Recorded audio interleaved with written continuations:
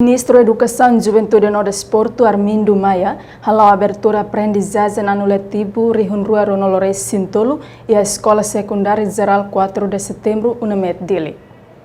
Cerimônia abertura aprendizagem ano letivo Rihunrua Ronolores Sintolo, falou a Escola Secundária UNAMED Dili, segunda-feira, Lawrence Nolores Sine, Fulan Janeiro, Tinane. E a Fatine, Ministro da Educação, Juventude e Desporto, Armindo Maia Hateteng, Escola Sirabele Rua na processo de aprendizagem durante Tinanida. Com a uniforme para estudante, Niedehen e a ona decisão mas se prepara ela, despacho ministerial semana né. Para Tina 2023.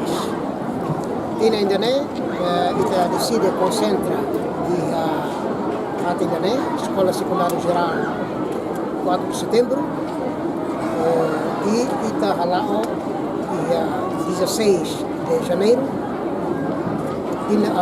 agora o rua antes, para a rotina contra Itahalo é 18 de janeiro, Itahalo é 16 de janeiro. Hoje não mata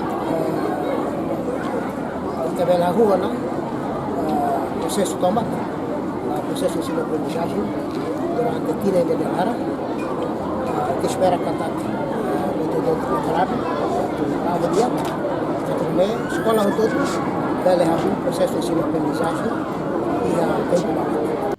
Ministro nos informa lista professores voluntários prontona. Professores voluntários quase reunida tusitu se publica e a tempo badak molok fulang remata. Entretanto, quando os professores contratados, ministro Nedehan, também na regime acesso, não é precisa prova decreto-lei. Hodi haruka ba conselho ministro e a fulane, a tu discute não aprova. Reportagem Celestina Falo, Celeste de Jesus, Televisão Timor Post.